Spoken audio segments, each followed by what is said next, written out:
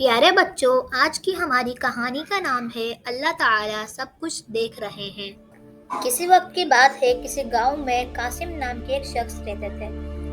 उनकी 3 बेटियां थी। वो अपनी तीनों बेटियों से बहुत मोहब्बत करते थे। एक दिन वो अपनी तीनों बेटियों को बुलाते हैं और तीनों को एक एक आम देते हैं और कहते हैं ये तुम्हें उस जगह खाना है जहाँ कोई ना हो। तीनों बेटियां आम लेती हैं और कहने लगती हैं ठीक है बाबा, हम ये आम उसी जगह खाएंगे जहाँ कोई नहीं होगा। उसके अगले दिन कासिम अपनी तीनों बेटियां ज़ैनब, फातिमा और दुआ को बुलाता है और कहने लगते हैं कि ये आम आप लोगों ने कहाँ खाया।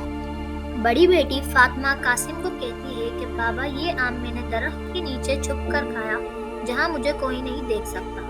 दूसरी बेटी ज़ैनब कहती है कि ये आम मैंने लिविंग रूम में रात के टाइम छुप कर खाया। फिर कासिम अपनी तीसरी बेटी दुआ से पूछता है कि बेटा तुमने आम क्यों नहीं खाया। तो दुआ कहने लगती है बाबा मुझे कहीं ऐसी जगह मिली ही नहीं जहाँ मैं ये आम खा सकूं, क्योंकि मैंने एक किताब में पढ़ा था अल्लाह ताला हर जगह मौजूद है और अल्लाह ताला सब कुछ देख रहे हैं, तो इसलिए मुझे कोई ऐसी जगह नहीं मिली जहाँ मैं ये आम खा सकूं। कासिम बहुत खुश हुआ और कासिम ने उसे इनाम भी दिया।